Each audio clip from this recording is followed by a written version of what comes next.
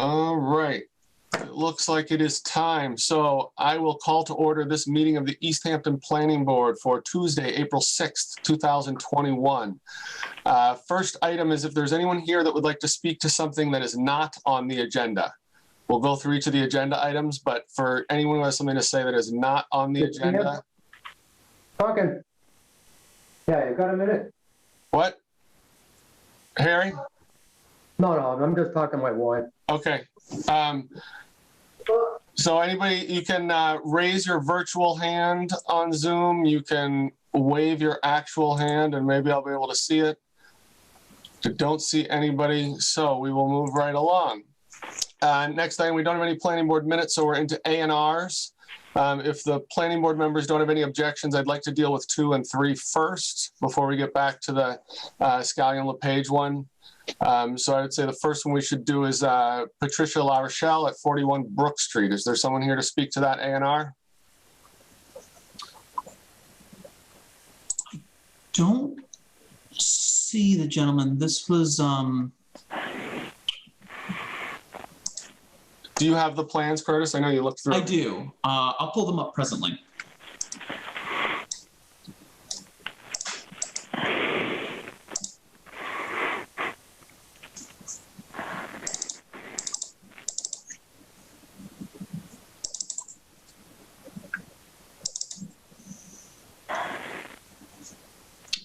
Can the board see these? Yeah. Yes. So this is a plan that's being brought forward by 2 people. It's the applicant herself, Patricia La Rochelle, and her representative, Mark Bondy, who filled out the application and created the plan on her behalf. It's carving off a 40,000 square foot or approximately 40,000 square foot lot from an existing parcel. And that would comply with the zoning ordinance. It has sufficient frontage onto Brook Street being a public way, and it does not create any new nonconformities. The existing structure at 41 Brook is slightly too close to Brook Street, but that is ultimately irrelevant to the A&R, as the A&R doesn't impact the front lot line of that. So it's a pre-existing nonconformity, and the side lot line for 41 Brook Street is still maintained by the new parcel that's being created here. James. The Zoom isn't quite right and I can't see. You said that it meets the frontage requirement. Can you tell me what the frontage is for the lot 1 being created? Sure. So the mandatory frontage is 120 and the frontage provided is 129.16 feet. And then the lot that it's being carved off of obviously has a new frontage created, and that frontage is 203 feet. Okay, that meets it. Planning board members, any questions or comments? No. All right. I motion to endorse the A&R for 41 Brook Street. All right. Second that. Voting to endorse the A&R for 41 Brook Street. James. Aye. Harry. You're muted, Harry.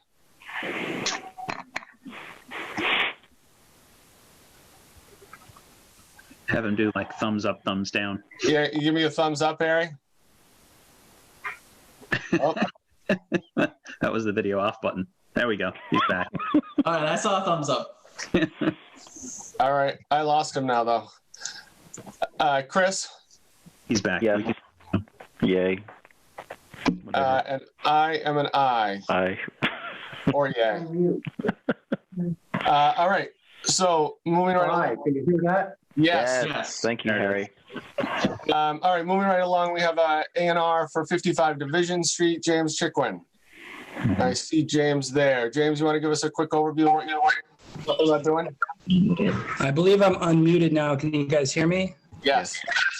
Okay, so I'm splitting a lot off of where my existing lot on 55 Division Street. I don't know if you have the plans. I believe you do. I dropped them off. I'll pull them up now. Sure. So that's my house there. It's zoned R40. The only thing that people were talking about, and I talked with some different guy, I talked with Jeff about it and some other people. Apparently, my area used to be R15, and the reason why they left footnote 4 out of R40 is so you could taper like that. So there's my 120 of frontage, my square footage. Some of the other zonings, like, let me see here. I'm looking through the paperwork, like if it was R5 or R10, there's this thing called footnote 4, and it explains like your frontage has to go back a certain distance before it can taper, but because of footnote 4 not applying to R40, this is what we're going with here. So we can build a new home and, make it efficient and, what we need for our family, basically. Great. Planning board members, any questions? Jim? Yes, I can see in this map that it says parcel B, that's the existing home. I don't see any parcel A. Is that, but what I'm getting from what you said, there you go. Okay. So it's a whole big section with a thin strip on the side leading to the wedge. Yeah. The valid. Right. So in this one, we put a house location, and we just kind of did like a 50-foot, perimeter around what would be the foundation of the house, just so we would be kind of clear that of house does fit in there. But it does have the 40,000 square feet, so it is a full acre, and the driveway would obviously come down that skinny, the 50-foot. Wide parcel there. You show us the 50-foot wide parcel, Jeff. I'm sorry, I meant to say Curtis. That's what I thought. Okay. Yeah. So what is it? I mean, our criteria is frontage, nothing more. But out of curiosity, what is the intent to get access to? I mean, obviously you'd build in the back part, parcel A. Yeah. This road Yes. to go in the 50-foot, is that intended to be a road? Driveway? It's a driveway. Yeah, so you're right, James. Like, all we look at here is frontage and if it's on the public way. And so in this zone, he's allowed to have it start at that front and then sort of cut back there. Frankly, for an A&R, you can do that anyway. You just wouldn't be able to build on it in another zone. But for the A&R, all we're endorsing is that this lot has enough frontage in both versions to meet the minimum required. So, Harry or Chris, any questions? No, it's straightforward. All right. Motion to endorse the A&R for 55 Division Street. I'll second that. All right. I'm voting to endorse the A&R for 55 Division Street. James. Aye. Harry. Harry, you there? Okay. Chris. Aye. And I am an aye. Thank you, James. Good luck. Thank you. Excuse me, I have a question. What does A&R mean? I'm sorry, I can't see. Approval not required. Approval not required. Thank you. Okay. All right. Next up on the agenda is the continued discussion of the Scallion-LePage Reservation Road A&R. And I think I saw Peter Lane here somewhere in the Zoom audience. Peter, are you there? I am here. Hi, Peter. So, a little different than last time we were all together. Lots more faces in the Zoom. We've gotten so many letters that we're going to have to deviate from our practice of reading them all into the record. But I think more importantly, Peter, is there's now a question of whether or not Reservation Road even is a public way. That's right. Yeah. And so I think, I don't, have you found anything to the contrary? Are you looking, or where are you on that issue?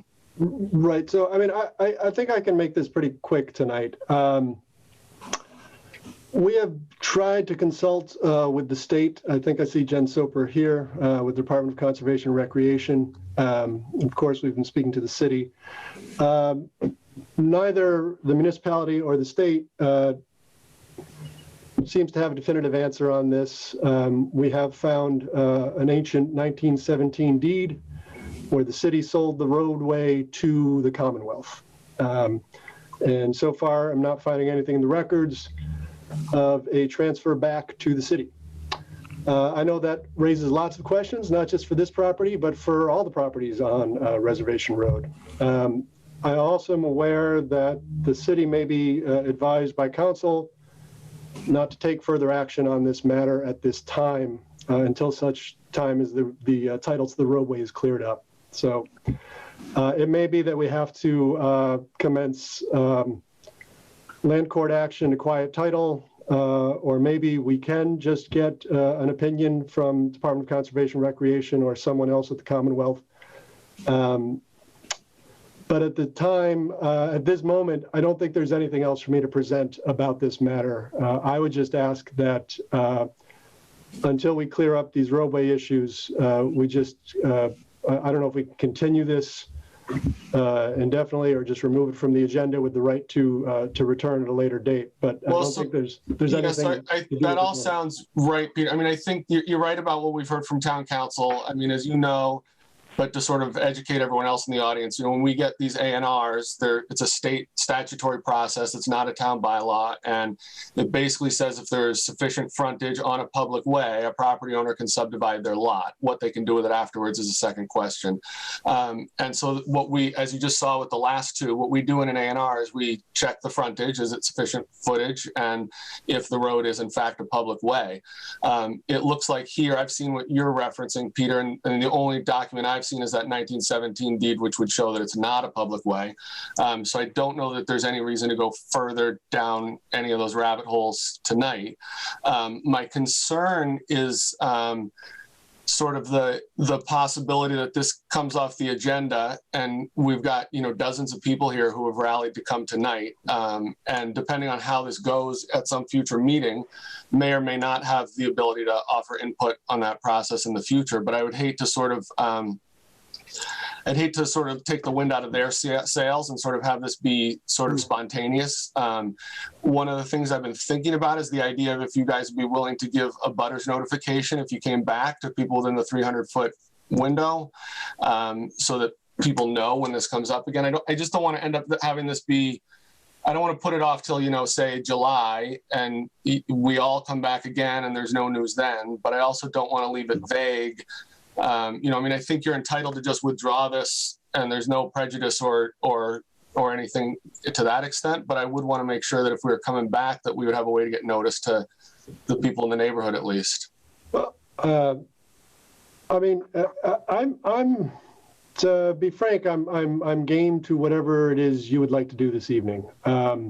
If you want to hear from the public, I'm happy to stick around and answer questions or provide rebuttal. But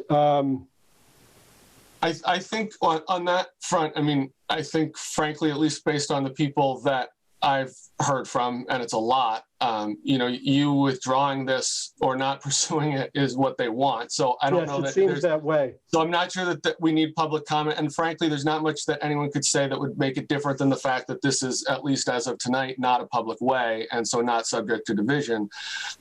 So, I mean, I would propose that you withdraw the ANR, but also if you would be willing to agree that if you come back, that you would send out a butters notifications to within the 300-foot buffer, like you would for a special permit or something, just so people don't have to check our agenda every 2 weeks and find out when this comes up again, or we don't have to reach out by Facebook and that kind of thing. Sure. And what were you envisioning for a butters notification? I think yeah, Curtis. I'd be happy to volunteer to the city's time and resources to create the same abutter notifications that we do for any special permit, which would be normally it would be 300 feet, but it's 300 feet down Reservation Road. So you could hypothetically instead just do every resident on Reservation Road connect all the way out to the connection with East Street, and then just make sure they're all noticed, and the city can take responsibility for making sure that everybody gets a letter. I'm agreeable to that process. I am. Okay, planning board members, any of you have any thoughts, comments, questions? Jim? I obviously think that we're on the right path. We can't decide here till we know more, which I understand why you're withdrawing. It's a real conundrum about people who really want to speak on this. but I think it'd be disingenuous to go through that process now, because essentially without this being on our docket, with it being withdrawn, even though we're listening, there's nothing we can do at this point. We'd have to just go through that all again. So it'd essentially be wasted breath. There is one person that put some comment in chat, and I just want to let you know that that's not part of our record. So we try to wait for public speak if there is going to be one to put things in public record. We try not to communicate via chat. That's all. Thank you, Jim. Chris? I'm for making sure that the abutters on Reservation Road are notified. I would also add, if we know the address of the person who organized the petition to sign the petition drive, where over 1,000 people have signed that, if we can know who organized that, if we can get that person's address and add that to the abutters list as well, so that person can get that information out, I think that would be an effective way. So I can reply to that. My best knowledge is that I've communicated a couple of times with an individual named Donald Carba, and I've seen that person in this meeting this evening. With the assent of the board, I can communicate with that person. I'd also, if I'm going to be communicating to that person, I just want to know that they're okay with it. Well, and I think he lives on Reservation Road. Mr. Okay. Carbo, you're here. Do you want to just chime in on this? Yes, I am here, and thank you for that. And I'm willing to serve in whatever capacity the board sees to facilitating the resolution of this. If I could just add, I'm an individual, but I'm acting on behalf of a whole alliance of people. I'm a little bit, I don't want to be seen as a head person or chief leader. I'm just a member of a large team. Yeah, okay. So I think that, Chris, I think that will get to him as well if we notify the residents on Reservation Road, but I'm sure that the planning department can also make sure that he's informed as well. Because what I don't want is a situation where they find something that shows that this is a public way, and then it comes back on our agenda and it's, just Peter and us here again. Because I think there's been a lot of time and energy that's gone into getting all these faces on this Zoom, and I want to make sure that if that somehow happens, that all these people are here and they can actually participate then. 100% agree. So Peter, I don't think we even need a motion for this. Curtis, do you think we need to vote on this withdrawal, or he can just withdraw on his own, right? It's not a special permit. Because it's an A&R, I believe he can voluntarily withdraw, and that we have no motion nor needed to carry. Is there anything we have to do because we're having a special process with this particular A&R about abutters notices, or? I mean, I think the thing is, Chris, I don't think there's a way to bind Peter and his clients to do this, because they're going to leave from this party right now, and then they'll resubmit at some point in the future if they ever get the information they hope to find. So I think in some respects, it's we all know this and we can make sure it happens next time. But also, I think that certainly if Peter's involved, I have faith that Peter will take this. They're going to take this one. Keep talking about this again. And the city also has continuity as well. I'd be happy to just, record a copy of the minutes that discuss the board's desire to make sure that abutters and the abutters who are on Reservation Road, as well as the individual Donald Carba and Donald, I have your email, so I'll correspond with you that way to follow up and to get an official address to send to you. All right. So just to summarize then, just so everyone in the audience understands what's going on. So the A&R is going to be withdrawn. They're not going to pursue this right now, based primarily because it looks like this is not a public way. If that changes at some point in the future, I guess if it actually changes, or if they find something that shows something different, they do have the right to come back. And in that case, we'll make sure that they and/or the planning department notify all of the residents on Reservation Road, at least with some notice, so that you all can come back then. Curtis, yeah? One point of order commentary. A member of the public mentioned that this is a result of a 2008 A&R that was previously endorsed by the planning board. So what's being withdrawn is not so much an A&R, but like a request to review that the covenant recorded with that A&R has been fulfilled. Yeah, and I thank you for that, Curtis. I completely agree with that assessment of the posture of this. The A&R was in 2008. It was endorsed. That endorsement is cannot be rescinded under law. Whether or not this survives environmental review or we figure out this roadway issue, I understand is another matter. But we are not withdrawing the A&R. That is, as far as I'm concerned, is a done deal.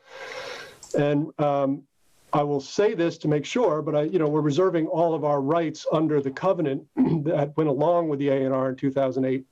And I think that would mean that at any time in the future, we can simply submit a plan and seek the final approval of the board and the city engineer under the covenant. Okay, I understand your position. I'm not sure I agree with it, but I also don't know that I can say definitively that it's wrong. So I understand your position. I understand. I understand yours. Thank you. Okay. All right. So with that, I guess this is concluded. So thank you, Peter. Is it concluded? Is he withdrawing? I just clarify that. Yeah, so yes, at the moment I'm withdrawing the plans that we had submitted December 2020 for the request to remove the restrictive covenant, right? That's right. And at this time, withdrawing that request. I fully intend to come back. I also, for the people here and the 1,000 people who signed that petition, I would like everyone to understand this is private property. My clients remain open to offers for the purchase of this property, whether it's the city, Department of Conservation and Recreation, or conservation groups in conjunction with either the city or the state. If that works out, great. If not, we have no choice but to kind of proceed here and figure out what to do with this private property. So reserving all rights, I'm withdrawing the requests that have been put to the board this past December and plan to be back at some point in the future. All right. Thank you, Peter. And thank you to everyone else for reaching out and sharing your letters and your thoughts. Yes, very much appreciated. All right. Moving right along, we have other business. We've got Apical Inc. at 102 Northampton Road, and they are here for us to review and discuss amendments to the site plan to determine the requirement for a public hearing or whether it's a minor change. Is there someone here on behalf of Apical? Yes, hi. There you are, Todd. How are you? How are you? Good. I'm going to have Steve address this for us. Steve Chasen is on here as well. Excellent. Hi, Steve. How you doing? Good. How you doing, Jesse? Thank you all for having us tonight. I believe we're the first issue here is the change to the site plan, and that would be the tinting. I would like to change the tinting to the windows of the site of the the Cernak Buick to a gold tinting film rather than a. I believe we had originally put forward that we're going to use a not a tint but a frost. So we just want to put that forward. Are there plans that show this? We talked about a lot of stuff. I don't remember. So just for planning staff perspective, my apologies for butting in here. So I spoke with Cod about this, and this was a very minor change, but it was also in the backdrop of a change of ownership. So I just might as well mention both of them to the board. There was a hypothetical set of window treatments discussed in our past meetings, but we didn't get an image of the glass in the windows. Right. So the thing I can provide is that COP provided both a picture of the site with the window treatment and also a picture of like an Amazon cut sheet. And I can share those. I can share at least the Amazon image presently, and the picture of the site. I mean, come on, a color tint's minor in the extreme. Yeah. I'm also. It was just because it came up amongst other things. So I have no commentary on the matter. Steve, I assume it's still it's opaque, right? It obscures. You can't view into the building from the window now, or is that changed? That's correct. Yeah. Okay. I personally would agree with Jim. I guess we'll see what other issues there are. What's the other modification? So the other modification is to the special permit. One of the conditions is we have to notify the board of any changes of ownership. Right. So real high level, without getting into the minutia, Cott and his investors have sold Apical, or they're planning to sell Apical. They have not closed on it. We have to put this forward to you. And they've taken a minor ownership interest in it. So there are going to be new owners of Apical, and we're here to attest that they accept the conditions to the special permit. Okay, so that, I remember we talked about this, right? And originally I was going to say that the sale had to go through, they had to be here or something, but I can't remember what the language said. But I think the key to that, Jim, I remember you talking about this, is getting new owners back in to sort of understand what their obligations were, and they're in this process, which I guess Steve's attestation sort of covers that. Are you, forgive me for jumping in here, Jesse. Tell me if you. No, please. So I think that this is my guess, and I'm hoping that Cott and Steve, that you can clarify from me. It's difficult to make a sale without the new owners having some assurance that they're going to be able to come in and carry things over. So maybe I'm wrong in this. And again, I'm hoping you'll pop in at any point here and clarify. But if I'm understanding right, kind of what you want is us to say, yes, this is going to be allowable if then you guys are going to come back, we get to meet them, and they can also tell us that they're going to follow everything on the agreed upon special. Absolutely, and we do have representatives from the ownership team here. Other than myself, I am working for Cott and for Apical, but we have we can attest to that today. We can bring them forward, and just to add some more color to this, Cott and Lakina will still be the managing. The operating managers of the facility. So, they're still going to be running it. And in a few months, we're going to transfer ownership back to Cott and Lakina under a new entity. So we just want to be 100% transparent as to what we're doing here. The CCC does not make it easy for us right now. And we had to take this kind of, I won't say roundabout, but this very arduous course of a change of ownership. So Cott and Lakina, who you've met, well, you've met Cott many a time, are going to be the operators here. They're going to be the boots on the ground. And we feel in a few months we'll be coming back to you, still with Cott and Lakina, but they're going to be changing the ownership to their new entity that they will own. So do we have the names of all the people who are going to at least be these interim owners now, so we know who the parties are? Yes, we do. Okay, and does the planning department have that? Can you share that with us tonight?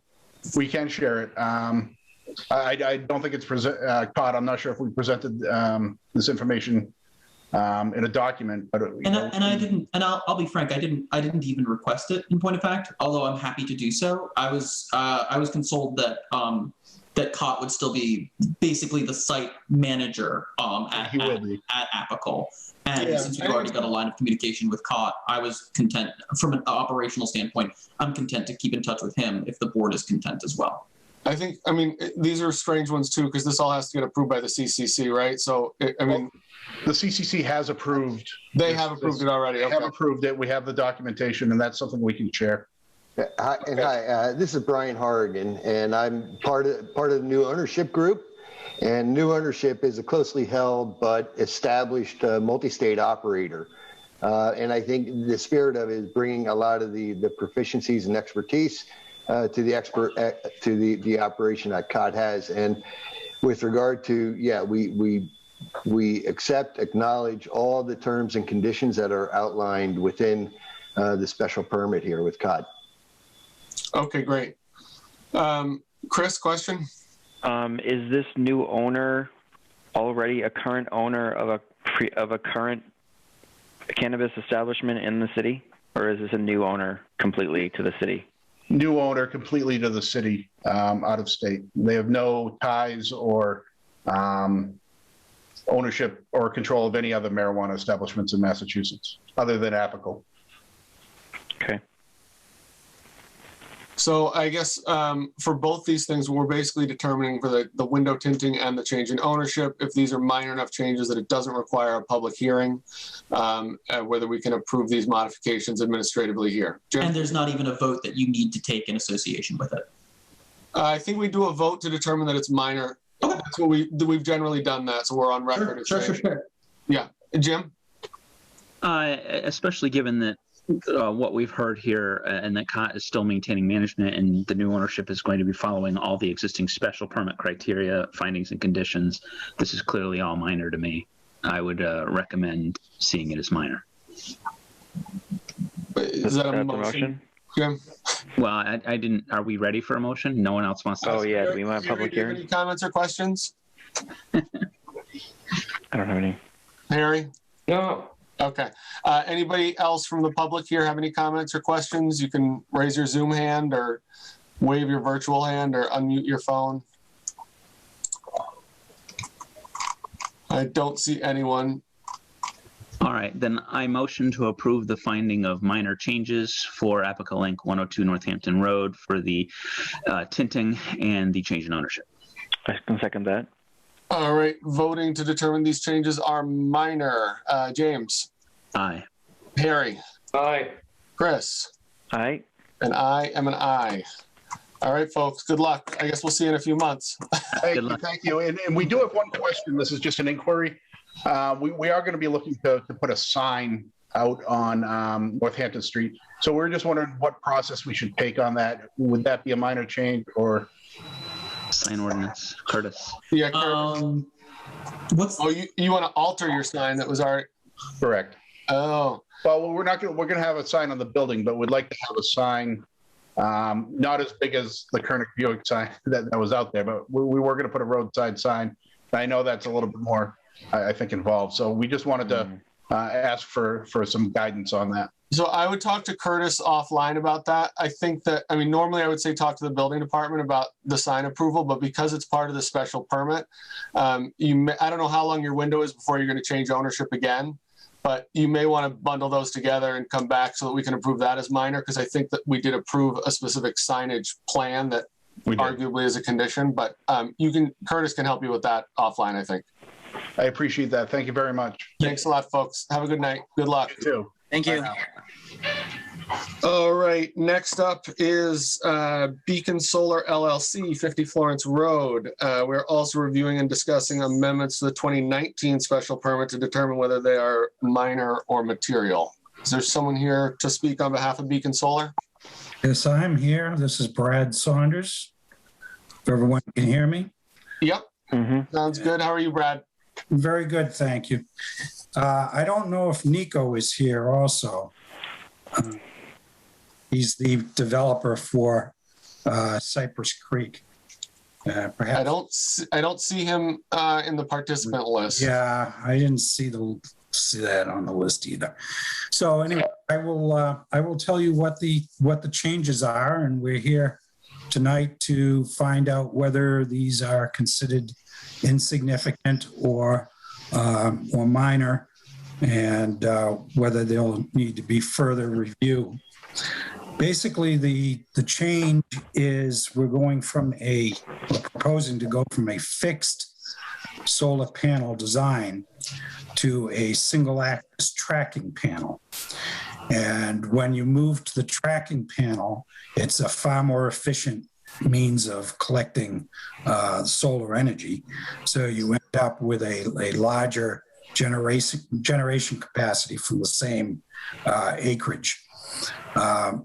And the other thing that happens as a result of that, we have to change the alignment from an east-west to a north-south alignment to allow the tracking to work. That change, yeah, there we go, we're bringing it up.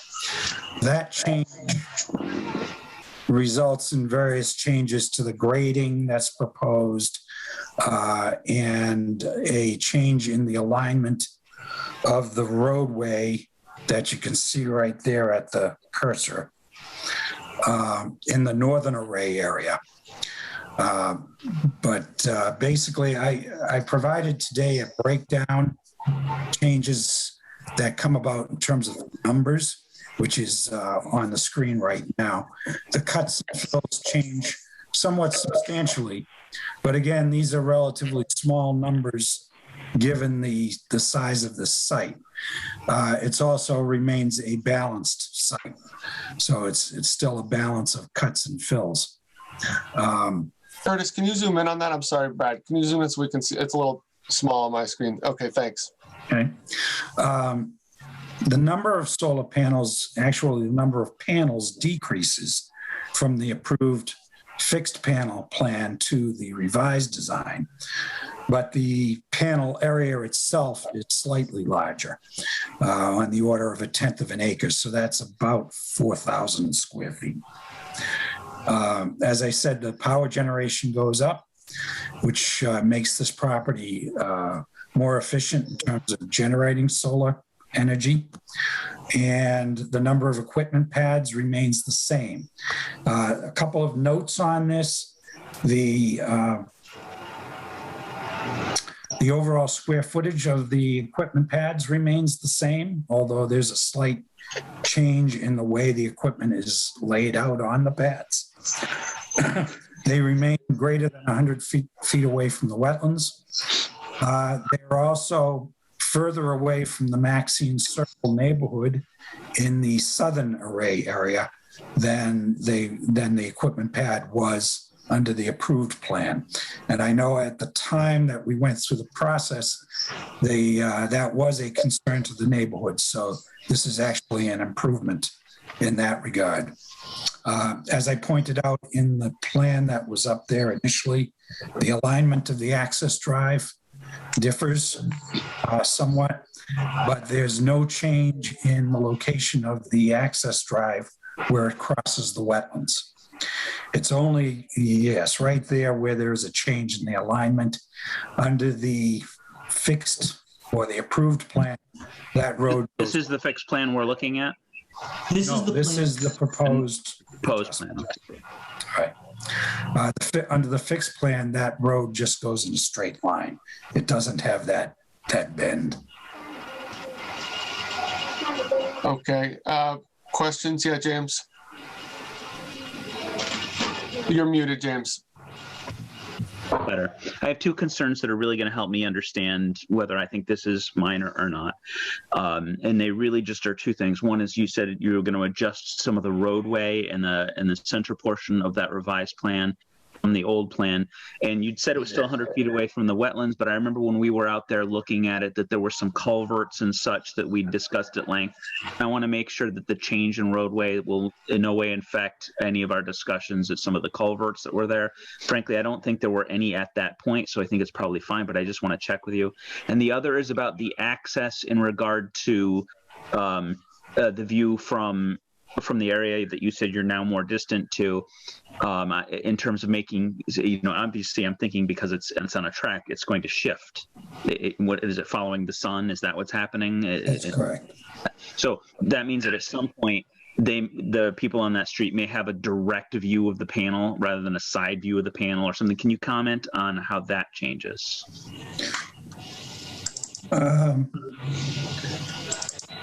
There would, yes, the panels themselves would track such that as they go to the west, tracking the sun, they would face that neighborhood.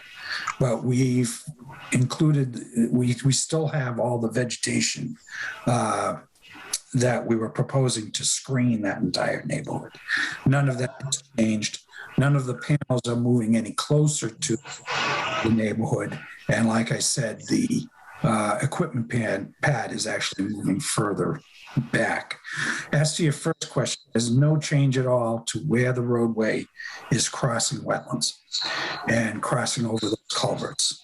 Those are remaining exactly the same. The only change that we have proposed. Okay. All right, Chris.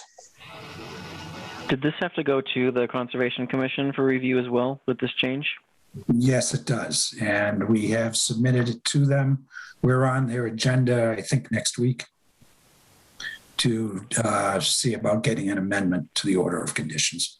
Okay. And the second question is, you said that it was further away now from the Maxine Circle, but what about the development to the south, the Wendell Road, Groveland Street area. Is there additional clearing towards that neighborhood? No, there's absolutely no additional clearing. This is an open site as it is. In fact, there's no change in, I think we had a very minor number of trees that were coming down for this project. It was on the order of 10 of them, I believe. Oh, okay. We're all in the northern array area, and that remains the same. Okay. Harry, any comments or questions? Yeah, how much further away from that neighborhood is it? Could we bring up the plan? Yeah, I also pulled up the older plans as well, if the board wants to take a look at them. Thank you. Yeah. I could show you exactly where it is. Oh, do you have the plans as well, Brad? And do you want to do it? I made you co-host. If you want to, I can do it if not. Yeah, I can probably, let me see if I can bring them up here. Yeah. See if I'm sophisticated enough to figure this out. And if not, I'm happy to do it as well. It's just that they're split. Okay, this is the, can you all see this? This is the old plan? Yep. Or the plan that's approved. This is the equipment that we're talking about right down here. Okay. Little rectangle. Yep. This is the Maxine Circle neighborhood. We're moving that pad down to here. So let me bring up the proposed amended plan. You can see we're moving it down to here. Okay. In here. So it's not a significant movement, but it is further away from Maxine Circle. Correct. It's not something to celebrate necessarily. I mean, what are we talking here, 20 feet? I mean, why even mention it? No, on the order of 80 feet. So why even mention that? You know, if you're talking Well, 8. it is moving in the right direction, Harry. It is moving in the right direction. Right. And it was an issue that was raised by the abutters at the time, and was in the record that they were concerned about noise coming from that facility. Yeah, do you really think 8 feet is going to matter that much? Seriously? No. Sorry I brought it up, okay? Any questions from members of the public or comments? You can raise your Zoom hand or your hand on the screen. I don't see anybody. Okay. I'm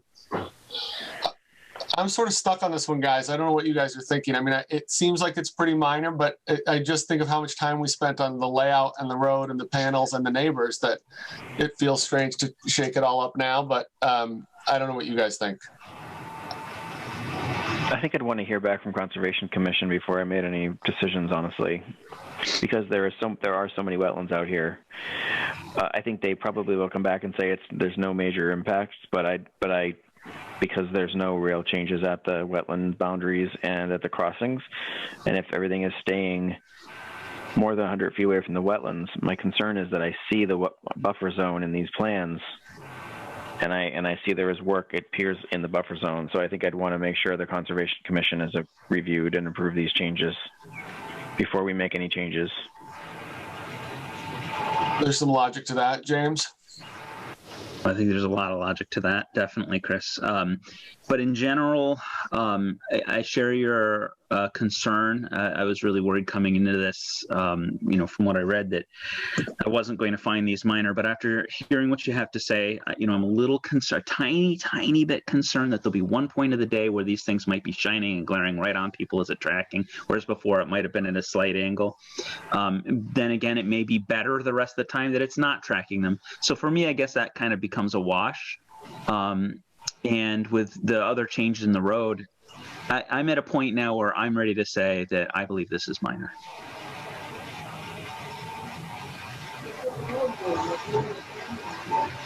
Jesse, you're muted right now. All right, thank you. Harry, what do you think? Well, I think in the long run, it'll be okay the way it is.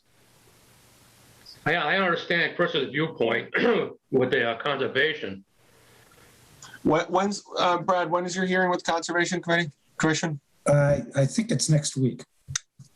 So I mean, I suppose we could continue this to our next meeting and make a determination then. Could we also make just a finding that it's minor contingent on the fact that the Concom also sees it as minor? Well, or I suppose if we approve, it doesn't necessarily, I mean, if the Conservation Commission doesn't, it doesn't get them anywhere. And I believe it's automatically not that this is any commentary on what we should be thinking, but I know that the order of conditions needs to be amended, or at least that's what I thought I remembered from dialogue. Yes, that'll need to be amended. Right. So it automatically, it's their criteria is different from us, so therefore it's automatically not minor for them, which may or may not govern whether it's minor for us at all. You could hypothetically make it conditional. We could find it minor conditional that the amended order of conditions is acceptable to the Conservation Commission. Well, and I think complying with the order of conditions, right, is a condition of our special permit, right? Probably don't even need to say that. I don't know if it specifically is or not. Okay. Yes. So Chris, I guess, and you have more experience with the Conservation Commission than we do, but I mean, if we say this is minor and approve the changes and Concom disagrees, they're their own body that they have to approve it first, right? So that's correct, and they would create their own revised order conditions that the applicant would have to abide by. And it is a condition of our original decision. Okay, so I'll read it. Yeah, there's really two things involved with the Conservation Commission. They can decide that the changes are minor, and therefore go ahead and do the work as a field change. They can make that decision. We anticipate that because there are some changes within the 100-foot buffer zone, that they will want to issue an amended order of conditions. They could, if they found everything to be very significant, they could require a new order of conditions, and therefore a new public hearing and all of that, which would be similar to, I believe, what you folks would do if you found this to be significant. You'd want to have the public hearing again. So if they don't hold a public hearing, if they amend their order of conditions, it would be very similar to you folks deciding that these are minor changes. Now, interestingly, if they find that they want to make changes, significant changes, those changes could influence the existing conditions in our finding, forcing you to then come back to us again to make greater changes. Exactly. But it feels to me as if all the dominoes are laid up in a satisfying way. Yeah, I think you got that nail on the head there, Jim. Like, I think if we approve this now, then it goes to Concom, they're going to do their thing. And if they find it material, then they're going to have to come back to us eventually anyway. With change, if they have big changes. If they have to make changes. They shouldn't That's have. correct. That's correct. We would. What do you think about that, Chris? Yeah, I think if it has to come back to us, if the Conservation Commission finds it substantial, then yeah, then we would hear it then. And that would help me too, because I don't even, when did this information come into us, this request of minor change? It started a while. We got one updated document very recently, but the rest of it was late February or mid-February. Okay. Yeah, I think that would help. I think that'd be fine. I mean, it looks like it'd be a very minor change. It looks like to be, in my opinion, if they're changing the orientation of the panels, it's really not, to me, a huge change. So I'd be okay with it being a minor change. I think in this scenario, with the caveat that if the Conservation Commission determines that there is a lot more impact to wetlands and that they're going to change the order conditions, it would come back to us. Yeah, I think that's inherent in it because I think we incorporated the existing order of conditions, right? So if they amend it, then I would say Beacon has to come back anyway and get us to adopt that order of conditions. Does that sound right, Brad? Sounds right to me. Yeah, okay. In fact, it's laid out in the conditions. So condition number 7 of the original decision. The project shall comply with the order of conditions issued by the Conservation Commission on August 26, 2019, Mass DEP file 151-304, Any Okay. any Yeah, so substantial as long as we reference that one plan, that one order of conditions, if there's a new one, they're gonna have to come back here and we'll deal with Yeah, that. and the condition actually says any change to that approval requires them to come before the planning board for determination whether those changes are significant in our estimation. Perfect. So James perfectly recreated that condition in real time. Excellent. All right. Any other comments or questions from planning board members or the public? All right, I guess I will take a motion then. I motion to find minor the aforementioned changes for Beacon Solar LLC 50 Florence Road. I'll second that. All right, voting to determine the changes as minor. James. Aye. Harry. Aye. Chris. Aye. And I am an aye. Thanks, Brad. Have a good night and good luck. Thank you very much, folks. Bye-bye. Bye. All right, last item on the agenda, which I think this is also a quick one. This is it's quoted, it's called grievance procedures here, but I think actually, so this came about, I don't want to get into specifics, but it came about on a condition on one of our prior permits that involved a neighbor. And there's some dispute between the two of them about how to satisfy the condition. And the applicant came through the planning department and they spoke with me about this, about how to handle that. And I think that the real answer is the way anyone handles any issue like that is how the last two items came here, is with a decision to modify, and whether it's major or minor. I think part of it is, when we do those conditions, making sure that we're being specific about what's being done. 90% of the time we do like we did on Duncan, where we say, okay, you're going to put this kind of tree, this size in the neighbor's yard. But sometimes we say a fence on the east border that's satisfactory to the neighbor on that side. And I think that this situation has sort of pointed out that might give sort of a after hearing veto to the neighbor. So I think in some ways it's a matter of thinking about what the conditions are, but I think for the process, the only way we can bring anyone back in here is on a modification. We can't just insert ourselves. So I'm not sure, James? Yeah, you said that well. I do have a concern, though, that it could be potentially bigger. And I've had this concern for a long time. Anytime we put the authority for some conditional amendment, as it were, something that a developer is going to do for a third party and accept it and put it in as a condition, at any point, and I'm frankly surprised it hasn't arrived earlier, the third party can just stall it. I'm not going to let you put, this driveway modification or this, whatever it might be that they're doing in, and potentially stall and stop the permit indefinitely. It's a big flaw. It's a huge flaw, especially if the neighbor who's behaving in a way that indicates that they're willing and accepting to do this, that portrays themselves as willing and to negotiate, but realistically never intended that. And it can go the other way. A developer could easily say, yeah, we're going to do all these things, and then just do a really poor quality job with the materials. And the neighbor might not have recourse to, other than to, I guess, not accept it, for the condition. And it's muddy. And I think that, like, your desire to come out with us coming up with the language in our conditions is really important. But I think we haven't done that in our conditions for a long time for many of the things that have come up in the past. And this one applicant that came before us, I know it was for something you recused yourself, so we can't. That's why I'm not being, and Jesse too isn't being specific about the case. And I kind of wanted to present this and bring this forward here to talk about it just in general, so that we can come up with what do we do with third-party modifications for neighbors in a way that isn't going to keep the developer forever held up, and gives some recourse to the third party to make sure that the quality of what they got actually was fulfilled. And it's tough. And you said all we can do is an amendment. I mean, what is that process? They request to come before the planning board? It's what the last two people just did. So I think that's what you would do is like, let's go further back. Let's go to the one, the solar project that was off behind Brenda's old house, right?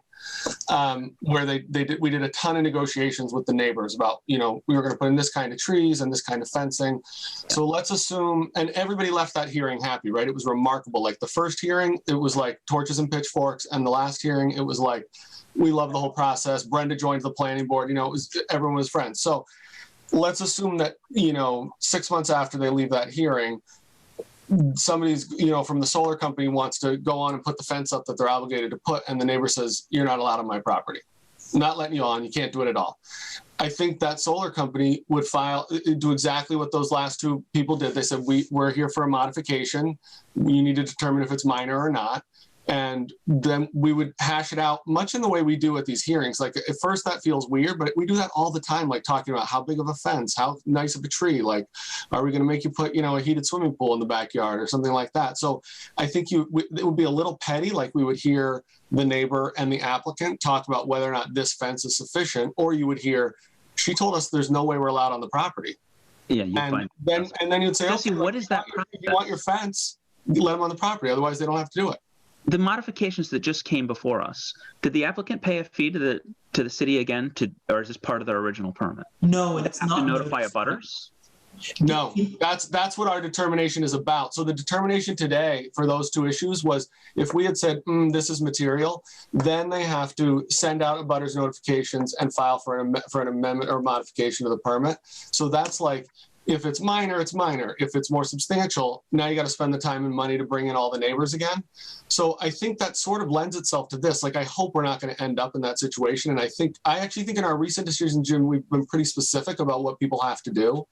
But I think if there's a breakdown, or if someone, more likely someone, like you said, has a little bit more nefarious intent, we'll have to resolve that and either say, you're not negotiating in good faith, so you don't get your tree across the street, or, hey, you know what? Like you said, you were going to put up a fence. You can't just put up a chain link fence because it was supposed to block the headlights or something, you know? So, but we have no other way to get people in front of us anyway. Is this process that, I mean, and I agree, that is how these two people came before us. And I was kind of curious about that because I've never seen that process written anywhere. I don't believe I've seen it in our zoning. It's by statute. It's state law. So like the last one I remember we determined was majors. Remember Yankee Hill Machine came in for the firearm manufacturing. And then a couple months later, they said, oh, we want to open up a shop, a retail store, and sell guns. Yep. And that was when we were all like, okay, that's kind of major. We at least should get the neighbors in here because they all came out the first time just to make the guns, but now they're selling them. That might be different. So I think that we've rarely had to get that far, but it's all under state law. I mean, it's one of these things like the ANR where we're just kind of, we do what Boston tells us. It's pursuant also to condition, like a standard condition that I've at least included in all decisions that I've written, which is that, you know, you will substantially comply. Any modifications shall come before the board. It doesn't specifically state that it's going to demand a reopening of the hearing, but the applicant has to make a good faith effort to inform the board should any changes take place that rise to the level of commentary. Obviously, this evening we had one great example of a slightly goofy one, which is the color changing on the windows, which I requested that they bring up in the context of bringing up another thing. It's not my place to make decisions on these matters. But I advise both of these people to come forward to the board tonight to discuss the hypothetical changes, such that the board can say either this is a minor change, there's no notice involved, go forth and make and do the changes to your site plan without any commentary, or this is a major change. We may still approve it, but we believe there should be a public hearing that's advertised in the newspaper and gets some butter notifications. Okay, I'm with you guys, but I want to run through this in my head, and I know we're all taking time to do this, but I want to make sure. Do it. Yeah. In this specific case, you've got the potential for third party and developer that are, you know, butting heads. Things aren't working out. So the developer contacts us and says, I would like to come in and discuss whether or not what I'm proposing is a minor or major change. Realistically, what they're saying is, if this thing I want to do is enough, or they won't allow me on the property, can I not do this anymore, or whatever it is. They'll come before us, not having to notify the neighbor that they have to be here as well. And then we have to tell them what it's minor or major. At that point, we can potentially drag that out, maybe to call in the neighbor so we can get some feedback. I would do it at the outset. So like when I talked to Curtis and Jeff about this last week, I said, you know, in that situation, I would probably make sure that the planning department reached out to the impacted I mean, they basically become a party to the decision, right? I mean, there's a difference between someone who's just next door and someone who's next door that's the order says you have to build a fence for them, right? So I would want them to be there. And frankly, if they didn't show up and they hadn't been notified, I would certainly suggest that we continue it until another meeting when the neighbor can come and tell their side of the story, or at least know what's going on. Because I think you're right that that's one party that's essential to the two-party dispute that wouldn't necessarily be there unless we made sure they were. And gaming it out, it's in the interest of the applicant, even an applicant who is contentious with that same neighbor, to get the neighbor there at the first hearing, because otherwise the decision of the board could very readily be, we can't determine whether this is major or minor unless you get the applicant, or if we can't get the applicant here as part of this informal process, then we will need to reopen and then determine. You know, there's an enormous risk to the applicant, even if they're already in an argument with the neighbor, that the board could just, as you say, be forced to continue at least a month. But the applicant has to frame this in terms of major minor question, which means they can't come in and like, what do I do? They won't let me build. They have to say, I want to do this. They're not accepting it. Is what I want to do, you know, major or minor in this. So it's got to be framed. So that has to be instructed to them. And that's the policy. I'm good with that. I appreciate your taking the time to work with me and get everyone, if everyone agrees, on what a policy for handling that is. Yeah, I think the truth is that sort of state law, that's how they let us do it. But like, I think that the behind the scenes part of making sure that that neighbor is there and all of us, I think it's just good for us to be thinking about it when we draft decisions, but also in case one of these things come up, that, you know, we're not leaving too much of a veto power either in the applicant or the abutter if we're working on a sort of resolution between the both of them with the permit. Well, one of the things I was thinking about is, you know, why do we do it at all? I mean, to put the power to sort of veto everything in a third party's hands is just, it's a tragic thing to do for a developer, but the developer's built a relationship with a neighbor, and having them do the work, you know, the developer knows that they can cut costs this way, that way. That's how, you know, they've got their own company. And part of me was thinking an easy solution in this, it's not so easy, the developer, would be to have always them merely put up money to get the job done and leave it to someone else. And their requirement is to fund the change. It's up to the third party if the change happens or not, because then this never happens ever again. You know what I mean? The third party can't hold it up anymore. Yeah, but then you have then you just put the power back in the developer, right? Then the developer is the one that says, well, you can't come on the property to put the fence up or something like that. I think either way you need cooperation. And I think what this does is that if there isn't cooperation, they come back in front of us and we'll, you know, be the preschool teacher and figure out who's being the problem. And further on that score, one thing that I'll say about making extremely specific decisions is that they rest on staff who may not necessarily know a whole lot about contracting costs, and it ties the developer towards a plan whose specificity could be rendered irrelevant within 2 years of you know, building material costs. You know, does the developer have to come back and say, I've deviated by, you know, $50 on this gate cost? Does this constitute a major or minor change? You know? I want the gold tint instead of the smoked glass. Yeah, and we've provided an illustrative example of my obsessiveness this evening, and I'm glad to use it as a backdrop for this discussion. I'm happy to use this proposed system for this issue, this specific case that came up, and I'm grateful that you allowed me to talk it out with you, because I was concerned that it was much bigger than this one case, and I wanted to make sure we have a plan. I think that's good. All right, that is all we have on our agenda. This is almost like being back in the days when we had people in the meeting, in the room. I see there's still people here, but we have nothing left on our agenda.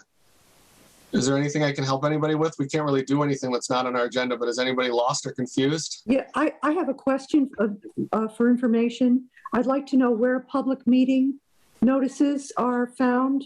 There's nothing in the public calendar that's on the website. I wanted to know where to find those. Yeah, there's first of all, they still post agendas in City Hall, but that's not as useful these days. Curtis, ours are on the Planning Department website. Is that right? It's going to be embarrassing. Yeah, I submitted to the clerk And then the clerk says it's been publicly posted. And I would have, if you hadn't just said it doesn't appear on the public calendar, I would have said it appears on the public calendar. And it doesn't go on the city calendar, but there's a page on the website that's agendas and minutes, I think. Yes. And it has all the agendas. Let me pull up that page and I'll link it in the chat. With Zoom Thank you. stuff. The other question I have, you just mentioned that these things are posted at City Hall. The public has access to City Hall then right now? Well, that's why I said it's a little weird. I think you can get into the lobby. Chris is nodding. Chris knows what's up. Yeah. Okay. So there's a bulletin board in there, or there was the last time I was inside there a year and a half ago. You can still access City Hall. I think you can still, like, if you wanted to bring in your water or sewer bill, you can bring it right to the room. I thought it was all outside now. You cannot. It's all outside now. You can bring it. You can bring it to the vestibule, and then I see you, and I say, "What do you want?" And then I take a check inside. Yeah, you got to make an appointment. Okay. So is there a bulletin board that's available to the public right now in the lobby of City Hall or not?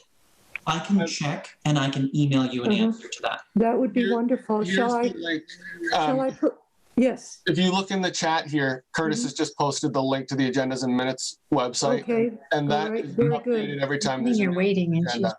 right in. And this is the, so this is the site for any public meetings? Yep. Any East Hampton public meetings? Yes. Okay. But you don't know about the lobby of City Hall? I'm not sure. That policy has changed a few times in the last 18 months or a year. Who can I call to find out about that? Me. 'Cause I'm a new resident. What I'm going to do is I'm going to go into City Hall tomorrow. I'm going to go check that out. I'm going to go speak with the city clerk in the morning, and then I'll send you an email with, at very least, like just a discussion of how you'd access that information. At best, what I'll do is also send some pictures as to where you're going to be going in City Hall, and you can feel free to circulate those. Okay. No, you just literally raise it. Raise it, yeah, raise it. We can hear you. Yeah, you can hear me? Can you hear me? Yes. Yeah, I've been waiting. I just, I would like to inquire, I know it's not on your agenda, but the A&R, I would just like to find out, is it the city that determines the A&Rs, or is it determined by the state? Are you talking about the Reservation Road? I am, So yes. We dealt with that earlier in the meeting, and we're the one that determines whether to endorse an A&R plan, the planning board. Okay. But on specific state rules. Yeah, the statements come from the state. It's state law. So, and I do know, because I've been on the whole time, and the only reason I'm asking is because I'm wondering if there's any way that there can be amendments to those A&Rs, in the sense that this A&R was approved back in 2008. My husband and I just recently purchased this home that actually abuts all the lots that the people that own the 5 lots used to own this house. So that's why we kind of bought into this and didn't even realize it. So that's why we just learned of it. We didn't know it was happening. We didn't get any notice as abutters that this was even happening. So thanks to Donald, we did find out about it, because it's going to affect us immensely. Well, I mean, you heard it was withdrawn, right? So there's nothing going on right now. And if they come back, they will send you abutters notices. You live on Reservation Road? Yeah, we abut these lots we're talking about. But my concern is this, that we also have 5 acres on the backside of us that is private property as well. So the whole purpose of me waiting is to ask, an A&R, does it have a life, or is there isn't? So is there a way to get that changed so that if someone does come to you with an A&R, and as I talked to Donald, when this A&R came up, he was not in the state when this happened. He was actually out of the country. So he didn't even get the opportunity to, I guess it's 60 days you get to propose and go in and fight your case on it. He never got to do that because he was not in the country. So, and now it's 2008. This has been going on for 12 years. And as you said, we bought into this house and we acquired this mess, that we actually have no say in other than what we just did over the past 2 weeks to voice us. So Yeah, so the is there a A&Rs way to change that to, go ahead. It's state law. It is, So okay, you'd have to amend general laws to actually do that. I mean, okay, this is a very unique A&R situation. okay. But yeah, there's no real, I mean, it's a very limited set of things that we can consider before we endorse it. And Okay, there's no lifespan to it. You can divide that lot and then sit on it for as long as you want. okay. The thing I always say about this is that it's in the name. Their approval not required. And I know that sounds goofy, but it's under subdivision law. It's something that's created that an applicant says, I don't believe I even need your approval, planning board. Sign off that I don't, because I meet these 2 criteria. Right, right. And I those 2 get that. criteria are generated in Mass General Laws, Chapter Right. 40A, I believe. Because it is private property. Right. Right. Right, and we understand that. But as a butters, it would have it's kind of nice to know what's going to be happening, especially when the change is that detrimental. I mean, we have flooded yards as it is, so Yeah, that's no, I why we're just understand. kind of concerned because like I said, we have 5 more acres behind us that is privately owned as well. And it's in a trust right now, but when that trust becomes somebody else's, we might run into the same situation. So that's why I was just trying to get educated on that. And that's- Yeah, there's no window on that. So it's Okay. always out there.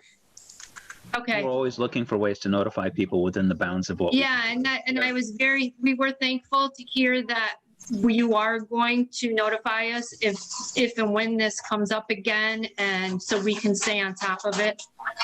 So we do Yeah, I mean, appreciate. special permits and site plan approval require that, but A&Rs don't even require notice to a neighbor. Specifically because, as Curtis said, it's just, is this a public way and does it have frontage? You're entitled to do that by right. So, but I thought it made sense this time to make sure that people would get notice if it came back again. So I'm glad they agreed to that too.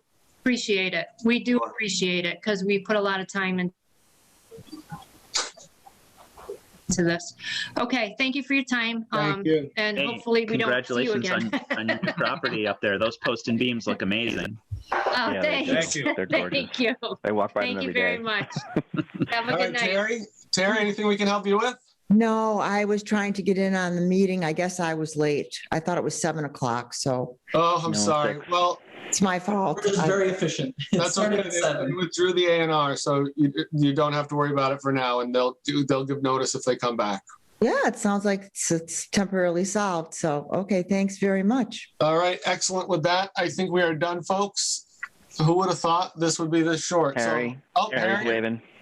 Yeah, when has Northampton Street become Northampton Road? You want to explain that to me? That's outside my jurisdiction, Harry. I voted for Schuman Street. You know, this is the problem. That's I go been to Northampton. planning school, I study for all these years, and I don't know where I am at the best of times, you know? Did you all like did you all know that there was a solar field at 50 Brook Street? Is there a 50 Brook Street? You'll never know these things. It's the details. Who needs details? Who needs details? I have no idea, Harry. Wouldn't that have some kind of effect on that guy's transition or whatever it is on that development? If he thinks he's on Northampton Road rather than Northampton Street, wouldn't that make a difference? I would say that is a scrivener's error, and a fair-minded, reasonable person would read that as the only Northampton street in town. But also, we know where that site is from all the plans and drawings and stuff, so I think they'll be okay. But We also provide map block parcels to these things, gosh darn it. and hey, if any of you have any friends or neighbors or residents who would be good to add to the planning board, I do add that caveat. I'm not quite at the point where we just want a warm body. I do, actually. I had someone. One of us has a vacation or a conflict or gets sick or something, because we're going to have to start telling applicants that they got to come back next month or something like that. Yeah, I do have someone that wanted to join back when Brenda and Austin joined, but he he was late in getting his application in, and he still is a resident of East Hampton, but he doesn't work where I work anymore. So that's not even a conflict in the sense that we both would work at the same company. So he works at a new company now. So Chris, I hope he's at our meeting next month. Let's get on this one. Yep. Yeah, I'll let him know. I don't know the procedure. I would have them get in touch with Jeff to get started, and then he'll. Yeah, he has to apply to the mayor. I think the website has a process for writing a letter to the mayor and getting approval through city council. So, and it doesn't take that long, but no, the sooner we get the ball rolling, the better. No, so. he just recently shared that he is interested now that he has this new job because he's not working as hard as I am still. he's only working 35 hours a week, so he actually could dedicate time to this now. So I think this is that's good one good person. Take time to breathe, Chris. Out there. Seriously. Life. All right, guys. Good to see you. Have a good one. Thank you all. Next week we got ordinance. Right, and we have to a motion. I'll motion to adjourn. Oh, way to go, Chris. Come on, Harry, you got this. Oh, I'll second that. All right, voting to adjourn. James. Aye. Harry. Aye. Chris. Aye. And I am an aye. Thank you all, guys. We'll see you next week. Thank you. Pleasure as always. You could linger, Curtis.